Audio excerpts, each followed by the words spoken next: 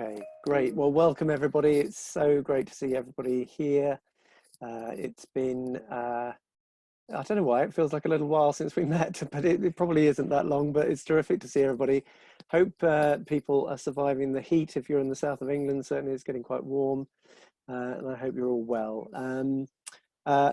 We're absolutely delighted today to introduce Florian Ruths, who's joining us today to specifically talk about common humanity and the application of mindfulness in different settings and mindfulness programs.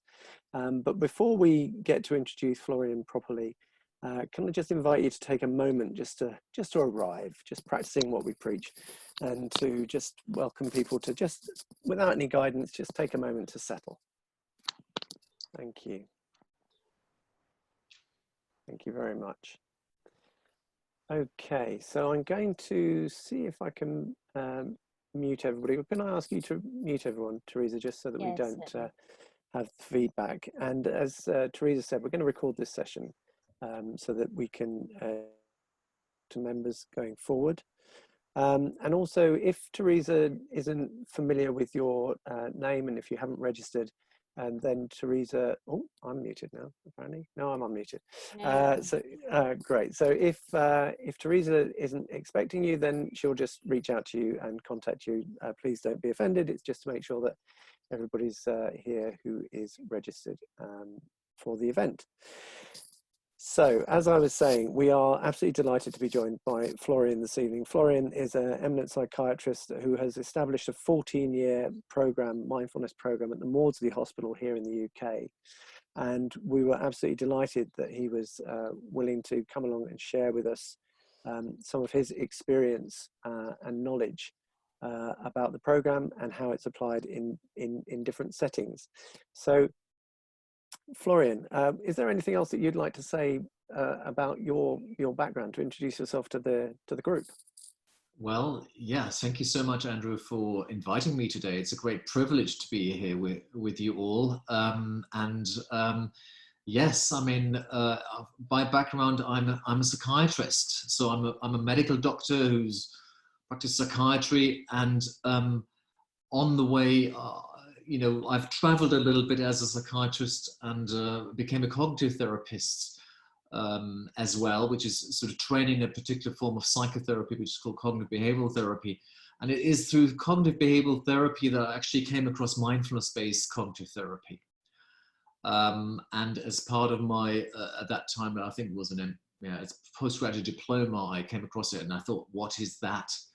And then I looked at the evidence and I was quite surprised to see that an intervention like meditation had such a strong evidence base, and I think that pulled me in, and I haven't looked back ever since. So, but it's been a bit of a journey, and in the meantime, I've also expanded into helping people with personality disorders who need more intensive therapy, and there's a form of schema therapy that we call that is an intensive therapy for those people. So over the years have tried to kind of see what are the differences, but also what are the commonalities between these different therapies. And this is the area that I nowadays work in, really, just seeing the commonalities and how can we let these different forms of therapy overlap each other and somehow feed each other. Great, thank you so much. I'm going to be very self-indulgent here, and I'm going to ask a few questions first, and then we're going to open it up to the group. So I always get to spoil myself at these sessions. Sorry, everyone, but that's the way it works. So firstly, if you could take us back a little bit to the start of the program in the Maudsley, and perhaps explain a little bit about how you established that program and some of your key learnings as you've gone along with it. So the Maudsley Hospital is one of the bigger psychiatric hospitals or organizations in South London, and I've been working there since 2000. And as I said in my introduction, I started doing a course in cognitive behavioral therapy. And when I looked at the data there with regards to mindfulness-based cognitive therapy, I thought, oh God, this is really interesting. Maybe I should try that out myself. So as part of that, I started just meditating myself. I bought a CD from Jon Kabat-Zinn, and then just started sitting on the floor and listening to his voice for some, couple of years. And I was also what I considered to be sort of exiled. I'm London-based, and I was exiled to go to Maidstone 3 or 4 times a week, and I was very sort of upset about this. So I had to take my motorcycle to go to Maidstone. So I used that trip, that commute on my motorcycle to actually do this in a mindful way. So I was actually mindfully motorcycling to Maidstone, and I found that, I actually was looking forward to my commute after a while, because I learned so much by just sitting on the motorcycle and focusing on the wind and the sounds and the visual impressions. So I think this is sort of my sort of rough and ready introduction to sort of mindfulness practice. And then, by 2003, I thought I was ready to basically just meet Jon Kabat-Zinn and basically say, well, what is this about? Tell me a bit more about this. So I went to a retreat with him in Mount Madonna in California, which was absolutely wonderful. And I met Jon Kabat-Zinn and Saki Santorelli in those days doing MBSR, mindfulness-based stress reduction, and did a week with him, which was lovely. And then on the came back and said, well, I'm ready now to deliver it myself. So in those days, it was all low key, and the mindfulness was fairly new. So I phoned Mark Williams in Oxford and said, Mark, I want to do a meditation, mindfulness-based cognitive therapy program at the Maudsley. I want to do it with staff. I don't want to harm my patients. I just want to try it out with my staff first. And he said, yeah, Florian, just do it. I'll supervise you. And so I did the weekly meditation program, and I taped it. I did videos of it, and I sent it to Mark, and I was ringing him every week and say, well, what's this? What I learned, and this is what I did. So this was my introduction to mindfulness-based cognitive therapy. That Mark Williams, who invented the program, actually sort of gave me phone supervision, very casual. So in those days. And from then onwards, we then developed the program to then, after we did it with a few sort of colleague groups, we then started doing with patients. So that was the beginning. And as you may or may not know, mindfulness-based cognitive therapy has got an evidence base for recurrent depression. So we've got a big population of people in the community out there who've suffered from depression.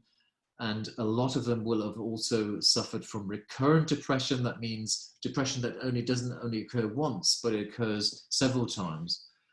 And we learned that depression is actually a recurrent condition. It is actually not like a bit of a cough that you have and then you get rid of the cough and then you're fine. It is almost more like perhaps a bit like a sort of my diabetes model. You've got an underlying vulnerability, and that then kind of might lead you into having recurrent episodes of discomfort, or in this case, depressive episodes. So that's why we started then delivering it for people with recurrent depression. And we've been doing this now since 2005 or 6, so for the last 14 years. So we've been doing 3 groups a year, about 12 patients in the group. So roughly about 40, perhaps 30 patients a year that we're seeing with mindfulness-based cognitive therapy. And are you still running the program for staff as well? Is there? So from then onwards, it expanded. We did it initially for colleagues to just basically learn how to deliver the program. We modified it slightly, and then we did it for patients. And for the last 3 years, I was approached by Health Education England. They basically came to me and say, Florian, we've got a problem with the junior doctors. They all get trained and then they disappear. They basically just don't want to continue in the career. They go off to Australia, New Zealand to work there. They go into the pharmaceutical industry. They go into other trades. We just lose about 30% of our trainees, up to 40%. What can we do to actually motivate them to stay and also perhaps be more at ease with the difficulties that arise out of being a doctor? And they said, can you help with mindfulness? So I then got creative, and I tried to modify the mindfulness-based cognitive therapy program to a program that would more adapt to the medical, sort of not only medical, but perhaps health service staff mind. So I developed a program called Mindfulness-Based Cognitive Skill Training for Health Professionals in Training. Sounds a bit long-winded. It's called MBCT HIT, Health Professionals in Training. And so we've been delivering that program, which is a slight modification of Mark Williams's program. It focuses more on the medical or the health professional's mind. So health professionals are generally quite skeptical minds. They basically, they're a bit more skeptical about perhaps psychological interventions. They're a bit more skeptical about looking at their own emotions. They like evidence. They like sort of neuroanatomical, neurophysiological studies. So I developed a program that integrates a bit more how the medical sort of, or the health professionals' minds work, and then try to combine it with meditation practice. And that's been running now for the last 3 years. 3 years. And how's that been received? Because I can imagine a skeptical audience can be even more of a challenge. I think it's been received rather well, in a way that we have tried to adapt it to the needs of the doctors. So initially we delivered the program as a pilot outside working hours, so that obviously limited certain people that couldn't come outside working hours or were too exhausted. And then we fought very hard to actually deliver it within working hours. So we thought we're teaching people something to help them to build their resilience, to help them to look at their own emotional well-being. Why not do it as part of their training? This is part of training. It's not just an extra. It's almost an essential thing. So we've managed to basically do it, get people that actually do it within their working hours. They get paid for meditating, which I think is a huge privilege. And that's been received rather well. So we've been taking a cohort of psychiatric junior trainees that stay within our service for about 4 months, 6 months, I think it is. We've given them 2 months of that. They basically have 2 hours a week learning about meditation practice, but also learning about the different elements that I've built in. And as I said in my introduction, I've developed interest in other forms of therapy, and some of them are more emotion focused than others. And so I've got a particular interest in emotions and emotional regulation. So I have introduced some elements into the program that help people perhaps more directly think about their own emotions, get in touch with their own emotions, perhaps feel more at ease with their own emotions. These doctors and health professionals are sometimes very much good at turning to their patients' emotions, but not necessarily to their own.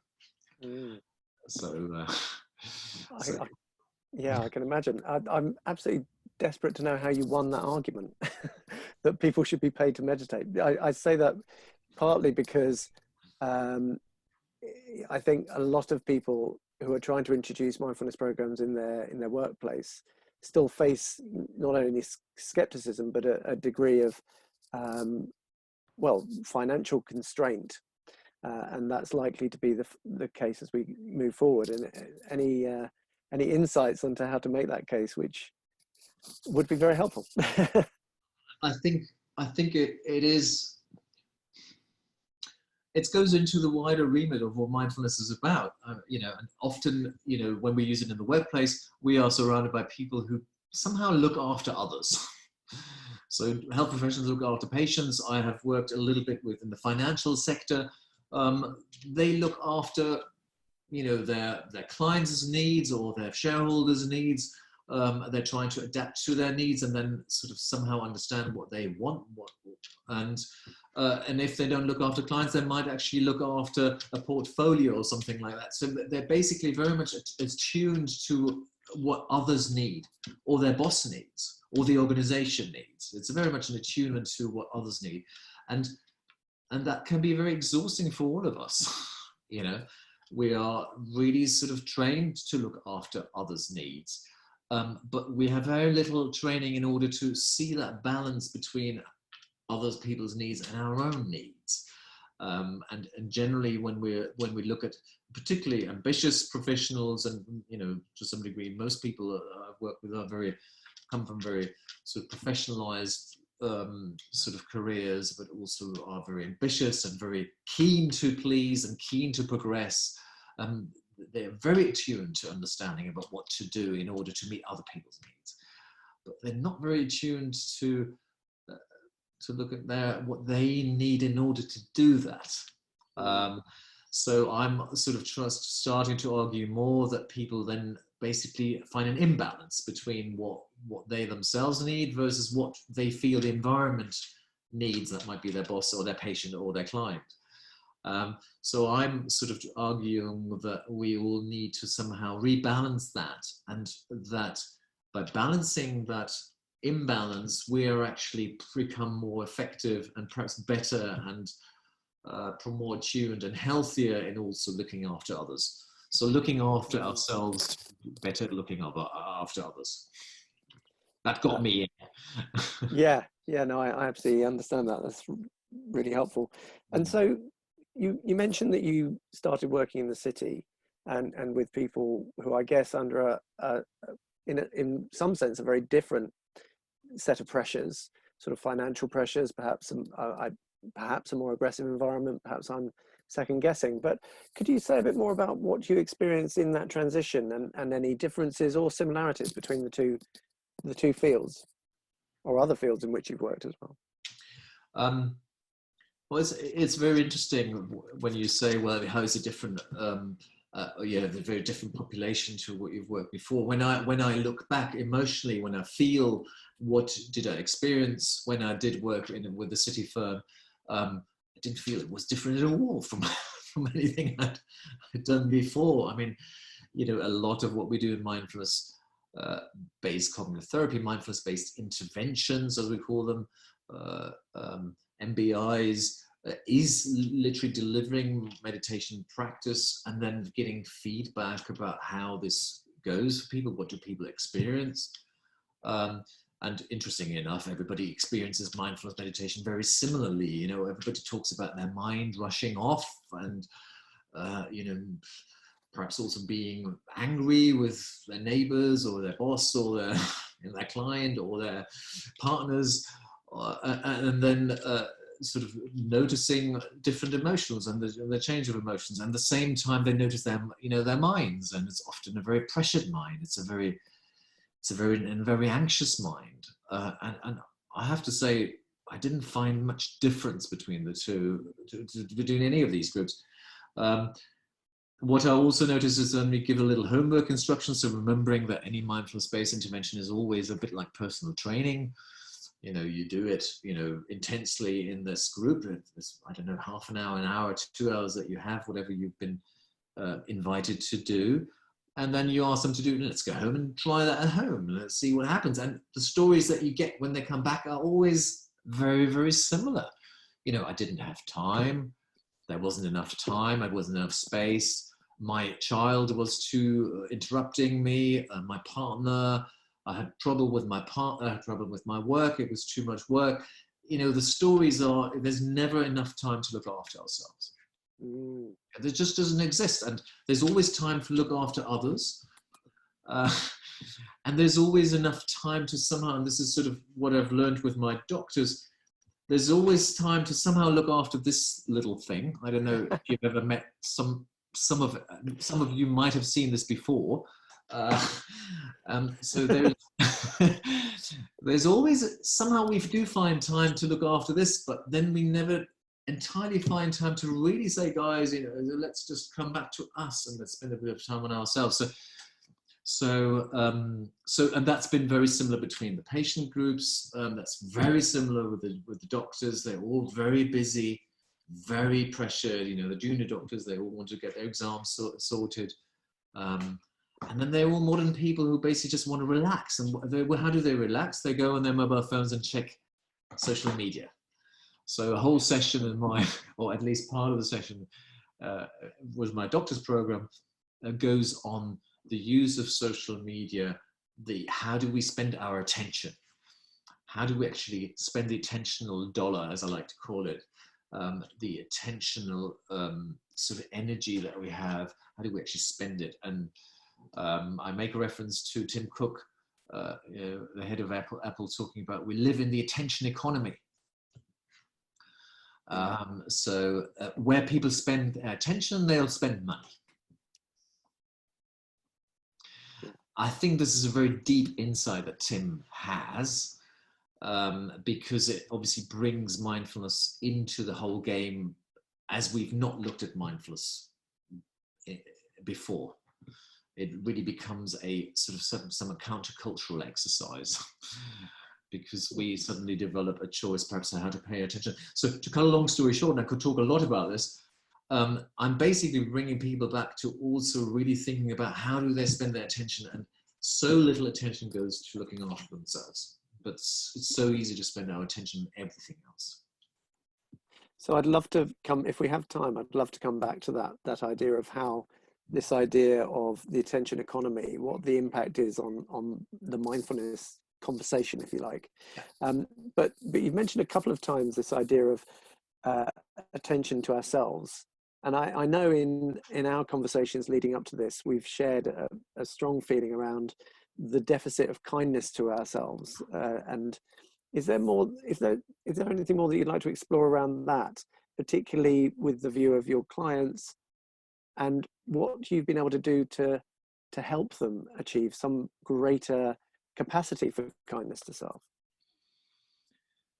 So yeah, so the kindness towards oneself is obviously a big theme, and we learn a lot from the depressive illness in itself. From a cognitive behavioral therapy point of view, we know that emotions, sort of negative emotions, sadness, anxiety, fear, are associated with a negative tone of our thoughts. So, for example, I may have a thought, well, people don't like me, or people, people will reject me, and that immediately will trigger a negative emotion within myself. Yeah, and so we know that we all have got sometimes negative thoughts about ourselves or others, and that's okay, but it can get too much.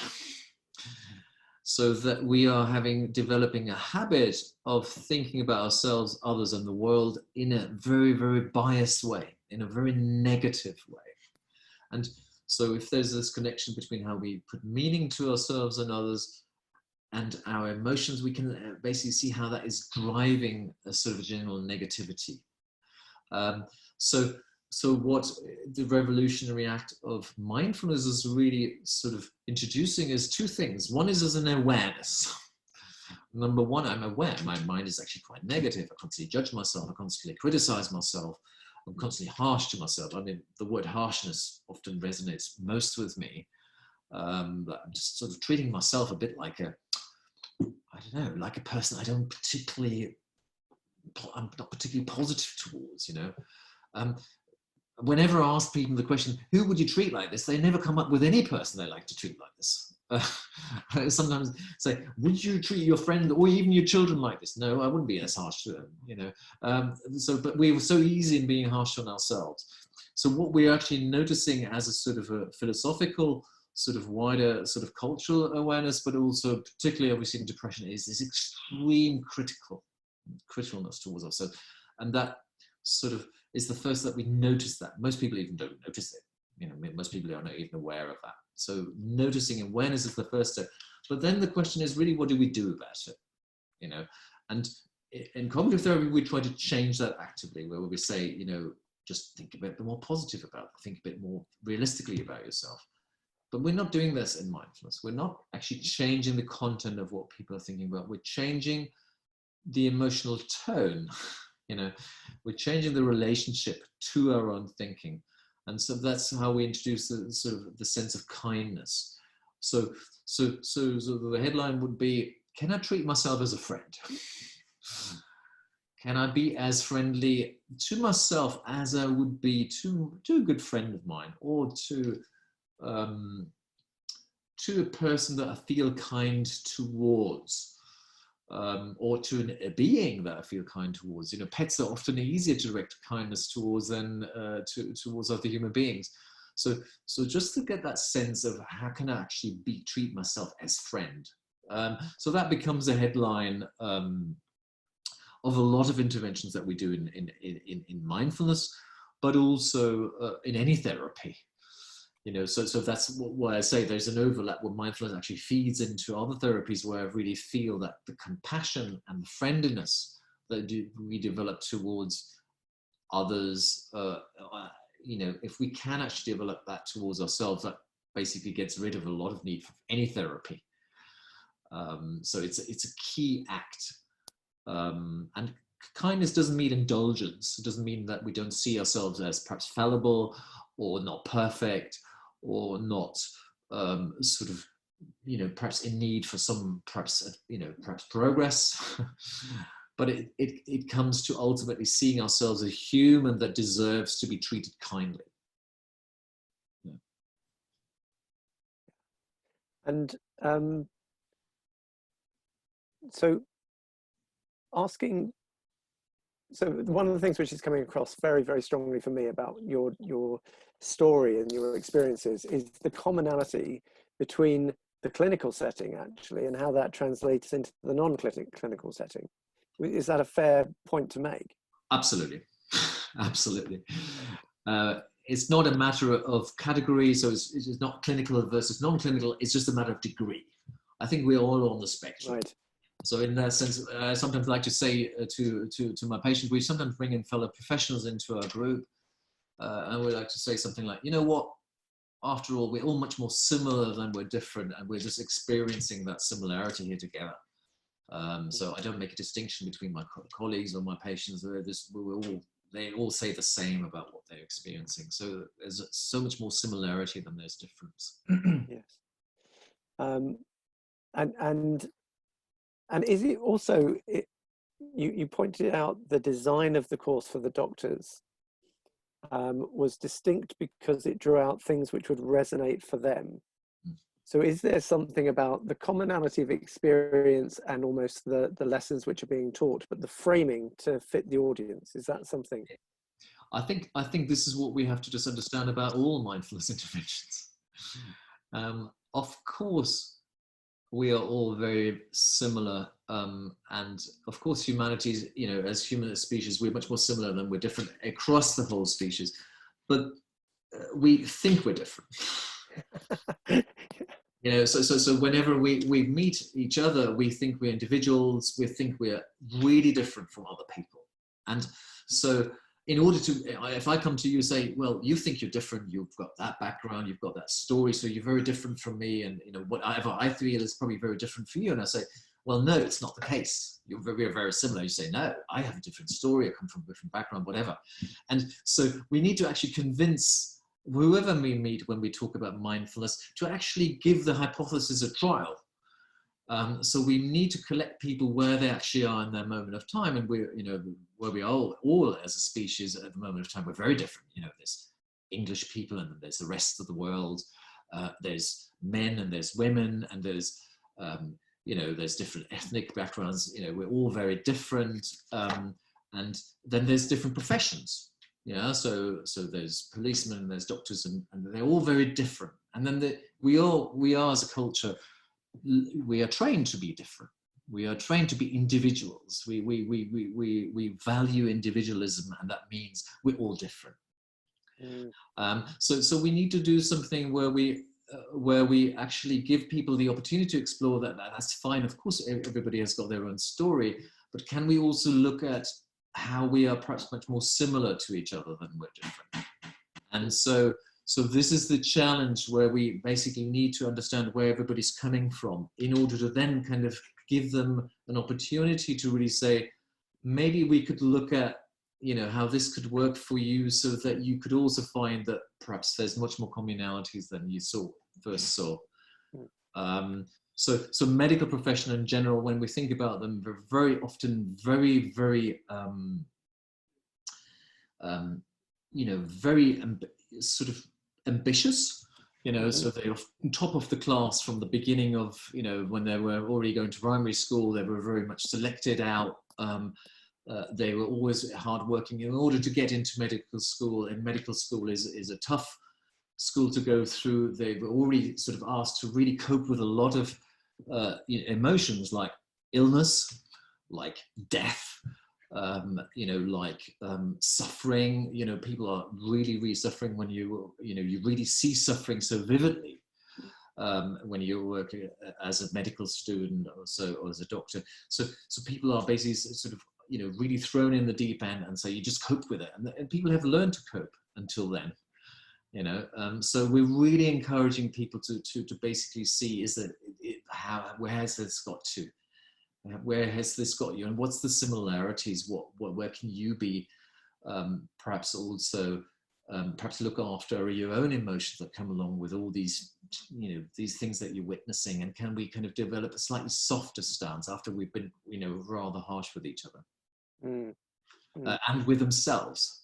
Yes, yes, and I can imagine that in both of the settings that you've described, the propensity to carry a lot of responsibility, whether you're dealing with people's health or a huge loss on a big trade, there's a lot of risk and a lot of personal accountability.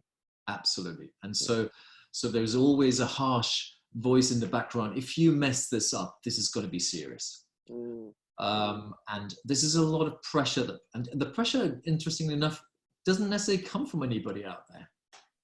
It actually comes from our own mind. And so we need to sort of really understand how we can sort of, at least the own mind being a bit softer, Yes. The pressures out there. Of course, we've got responsibility when we're doctors. Of course, we have got responsibility when we're flying planes or when we have big trades. But do we need the added harshness from our own mind? Yes. Yeah, absolutely. Absolutely. So I have, I'm really keen to come back to you on the quote around the attention economy, but I'm conscious that we've got a few questions coming in. So what I'd ask everybody to do is, could you direct the questions to Teresa so that she can curate them and bring them together, and then I can ask some. But there is one question here which I'll start with, if I may, Florian, and then I'm going to try to keep the time because I really want to come back to that question. But it would be mean of me if I take up the whole hour. So there's a question here about you mentioned emotion regulation, and this is from Aaron. A huge fan of the work of James J. Gross. Are there others who you would recommend? I'm not sure if you're familiar with that author. I'm not familiar. Emotional regulation is a huge area of investigation, and it's overall very new area, and a lot of different modalities, both sort of more science-based and more sort of perhaps sort of cutting edge based. People are just experimenting with new techniques that perhaps are not so in the academic world, but that doesn't mean they're not valid. So it's a huge topic. So I'm coming from a schema tradition. So anybody who would like to learn a bit about schema therapy, there's a lot of good literature out there. Perhaps just checking, a bit of a website about schema therapy, SCHEMA. But also Jeffrey Young is a good source. Jeffrey with the J. Reinventing Your Life is probably more for people that have got very serious interpersonal problems. But there's a lot of literature out there. I can't follow it. I can't even recommend it because it changes so rapidly. Thank you. So a question from Martin around some medical professionals have been using ACT, and whether you have any views on that approach. ACT is a very well-respected intervention. It's you have to imagine that sort of cognitive behavioral interventions is an umbrella term for a lot of different forms of therapy. So mindfulness-based cognitive therapy features under cognitive behavioral therapy, and ACT also is a form of cognitive behavioral therapy. ACT is also very similar to mindfulness in as much as it sort of looks at the process of how we think. So I mentioned earlier that CBT is very much about the content. I have a thought, I'm not good enough, or I must work harder. That will drive my emotions. So that's a content-based sort of conceptualization, while ACT looks more at the process of how thoughts present themselves. So we might, for example, notice that people will have the same thought over and over again. We call that rumination. as an example, so I have a thought, what if I fail? What if I get this wrong? What if things go wrong? Or what if, so the mind goes over the same problem over and over again, either in the past or in the future. So that's a process. It's the mind. It's the process of the mind. So ACT is much more process-orientated therapy, while cognitive behavioral therapy is more content-oriented. But it's got a lot of elements of mindfulness in it, and so it overlaps with mindfulness quite a bit. So I like it a lot. I don't know it. I can't do it myself, but I like it. Thank you. So Alex asked the question, you mentioned awareness of mind and awareness of emotion. Do you use compassionate models such as Paul Gilbert's The Compassionate Mind and compassion-focused therapeutic techniques? So Paul Gilbert is a very, very respected individual. He's done a lot of work. ACT, by the way, the question was asked, it stands for acceptance and commitment therapy. Thank you. To acceptance and commitment therapy.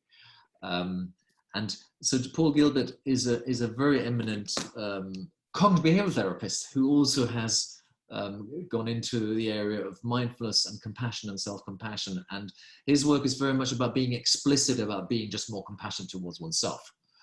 So self-compassion is a sort of an item that has become also much more trendy and much more popular, and you now almost put it in a bottle and then deliver it in an intensive way by basically saying, how can we increase self-compassion?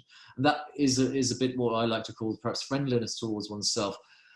It is very concentrated in his interventions. I don't practice compassion-based therapy. It's got a good evidence base to it, and Paul Gilbert is very respected in the area.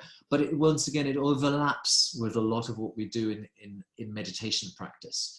So in a way that we sort of highlight that people, when they develop any form of mental illness, either anxiety or sadness or sort of any emotional disorder, is often associated with a very critical, very harsh, even punitive sense towards oneself.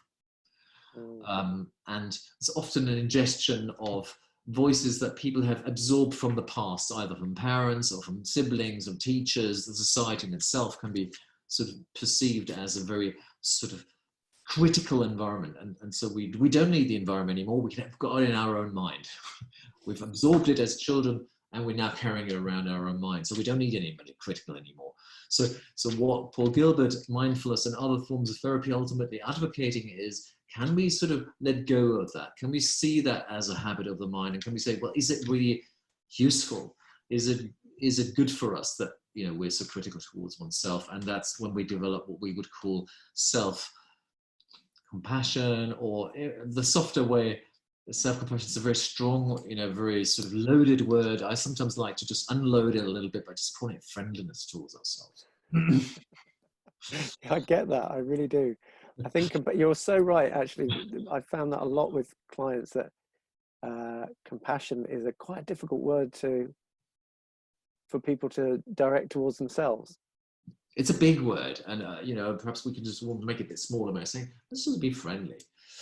That's great.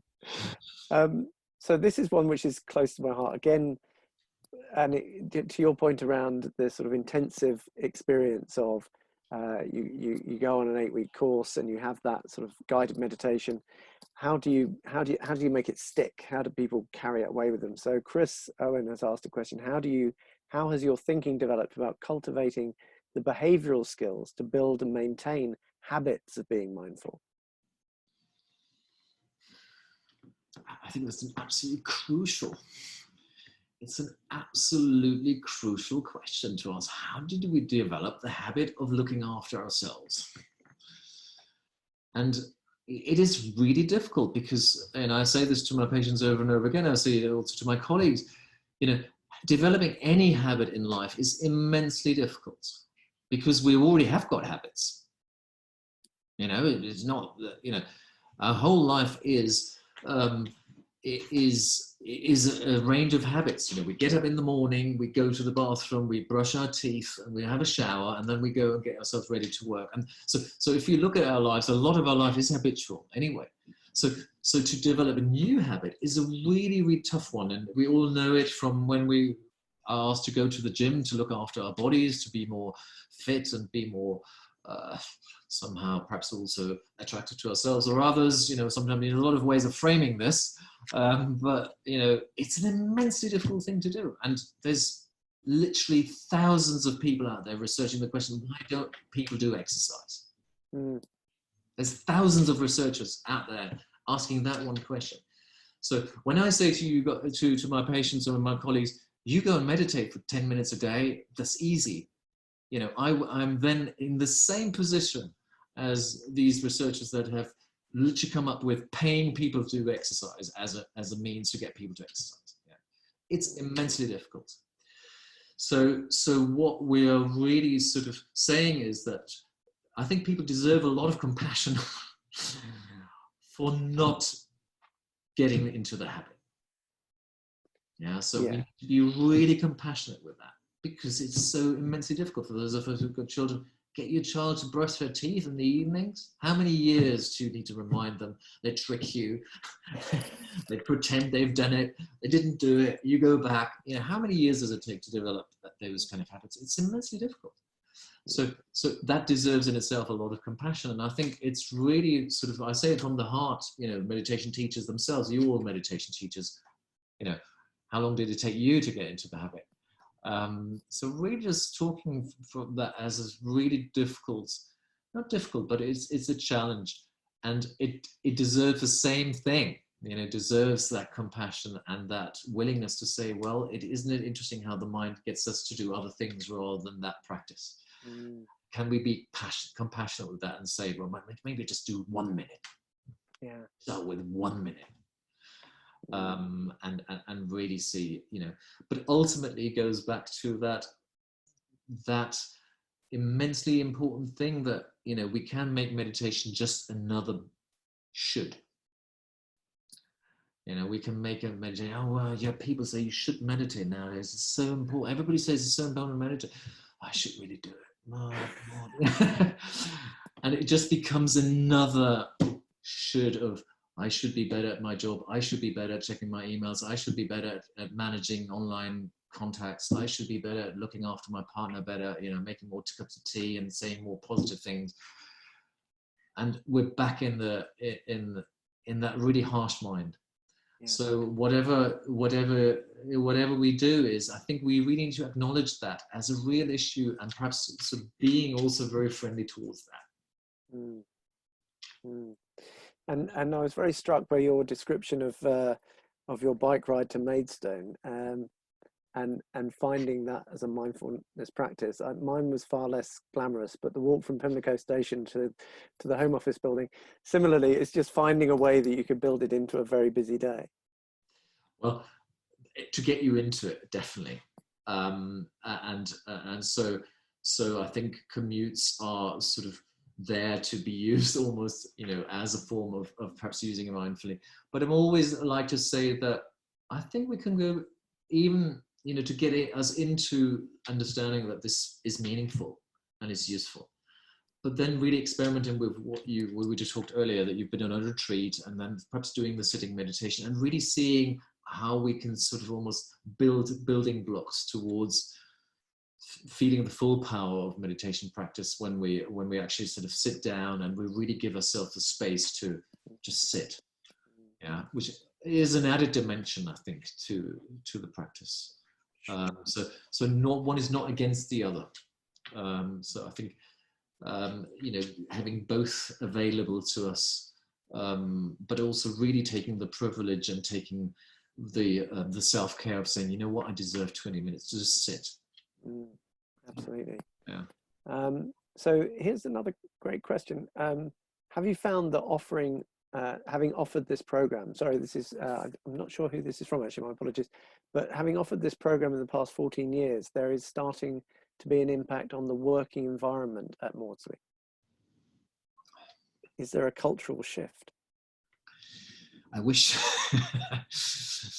I was that powerful to. I think, I mean, if that reassures you, John Kabat-Zinn has got a very nice phrase that he uses when this question is asked. He says, have a 1,000-year plan. And I think that's hugely consoling because it also brings you into the modesty of any progress in life, in society, that things happen at a different pace than you wanted to happen. Things that make sense happen at a different pace that you wanted to make, even though it's a no-brainer to not excrete CO2. We knew this, the Greens were formed in Germany in 1979. They said, well, we should stop polluting the air, and look how long it's taken for it to become mainstream. And, and they were called MAD at that time, Mad Green Party. And now everybody agrees with that. So it took 50 years, 40 years to really to develop. And so, there's so many other habits, so many other things that we can think about with regards to inclusiveness of, sexual preferences, etc. 50 years ago would have been a complete madness to think about this, but then progress happens slowly. And for some things, it takes 1,000 years. So I see mindfulness in that sense, that the world's changing around us in a very, very fast pace. Mindfulness is so much more talked about than it was, let's say, 40 years ago. It's got a long way to go, but sometimes people, societies make steps, suddenly it becomes a very rapid change. And sometimes it takes 1,000 years to change. No, the Maudsley, to answer the question, no, the Maudsley hasn't necessarily become more mindful. But I think people are more aware of it. People have heard about it. People want to hear more about it. People don't think you are mad. I mean, I went to the Royal College of Psychiatrists 10 years ago. They literally said to me, we're now going to hold hands and dance, or something like that when we did mindfulness. So that was 10 years ago, the Royal College Conference. Forgive me, my colleagues in psychiatry. They've also moved on from that. So what I'm trying to say is it takes time. That's great. So I'm going to come back to this question that has been burning in my mind since you mentioned it, and I feel vindicated because other people have asked the same question. So so would you mind exploring a bit more around this idea of the attention economy and why you think that's such a relevant and insightful observation? I mean, you can go back at looking at the definition of mindfulness. And the definition of mindfulness, according to John Kabat-Zinn and John Diesel, is paying attention in a particular way in the present moment without judgment, and to what is in the present moment. Yeah. So that's the definition. So there's mindfulness defined as a primarily attentional exercise. And then we can go off and talk about compassion and self-compassion, and all these aspects obviously feed into mindfulness or feed off mindfulness. But when you look at the basic instruction, it's just how we pay attention. And then Tim Cook comes along and say, we live in the attention economy. Now, so if we put the two together, I think mindfulness suddenly becomes a complete cultural sort of alternative. Because we're really saying, I've got something that actually can help you decide how to spend your attention dollar. Yeah. And at the moment, I mean, I feel quite strongly about this. I think our attention dollar is just hijacked. I think we're being attacked, by the internet, and we're being attacked by, these kind of little things here. We were out of control because it's a new form of attentional hijacking that we've never actually experienced before. Yeah. I mean, there was TV, and there was phones and newspapers and all the rest of it. And every generation has discussed the impact of that on the attention. But I think what we're now experiencing is just a sort of an explosion of attentional distractions and attacks on I call it attacks, that's not fair, invitations on our attention. So I think through mindfulness, we really can offer something that is very countercultural and say, I've given you a tool, where you can learn how to spend your attention. Where do you want to spend your attention on? And what do you want to spend your attention on? Do you want to spend it on Washington, on Indonesia, on somewhere else in the world, or do you want to spend it right here, right now? Do you want to spend it in the past by looking at a documentary about the Second World War, or do you want to spend it in the future by looking at what's going to happen in the future? Where do you want to be with your attention? And this is what we can offer you. You can learn how to take a certain amount of control over your attention, and then you make choices. You basically make choices where you spend your attention. And that is, when we think about the attention economy, I think quite revolutionary. Sometimes I like to call it the attention rebellion. That's great. And I guess that really makes a case for what we're trying to do in the workplace, particularly because the thing which strikes me about what you've just said in the workplace is, of course, even things like devices like in-house chat rooms, sort of where people are supposed to, instead of sending emails to each other that break the servers, they sort of send instant chats and have these conversations. They can be hugely distracting.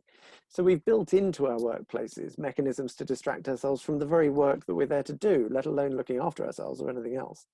So it seems very resonant for the group here around the workplace and the value of that attentional capacity that within mindfulness.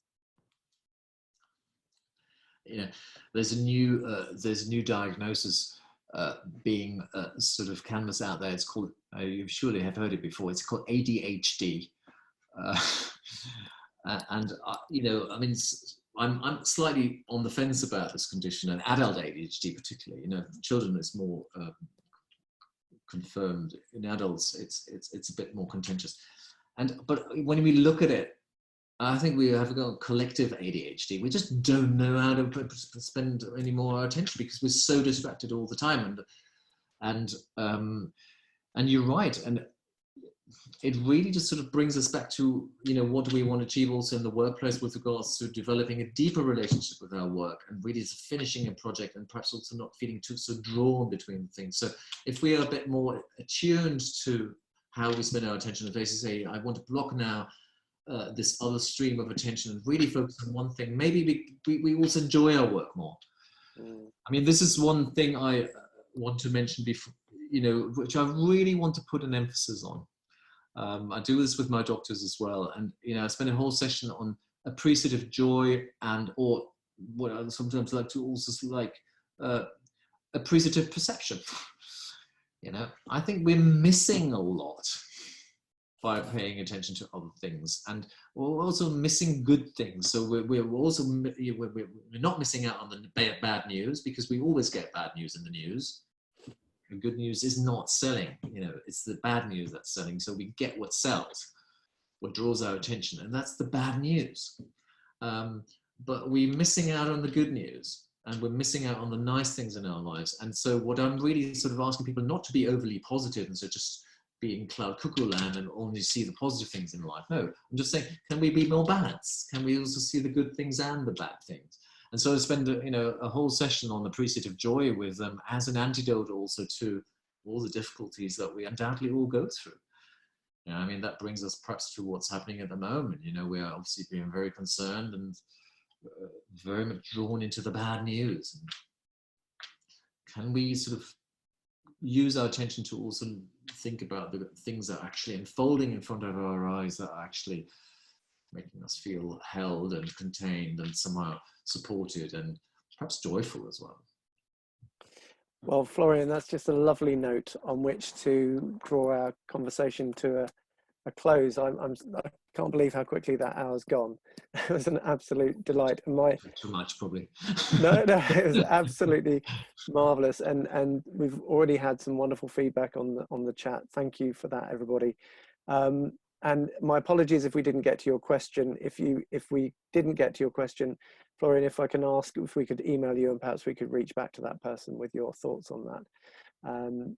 But thank you again so much for your time tonight, Florian. It's a wonderful hour. Thank you. Thank you for your invitation, and thank you for the attention that you've paid to this. I know there's so many competing competing agents of attention. So thank you for that. Thank you. Thank you, everyone. Thank you. Lovely to see you all. If you want to just unmute yourselves and say cheerio. And then hopefully our next webinar is on the 2nd of July. Bye, everyone. Thank you, Florian. Bye, everyone. Bye. Bye. Session, folks. Bye-bye. See you next time. Thanks very much. Great to see you. Thank you. See you next time. Thank you. Thanks, Take care.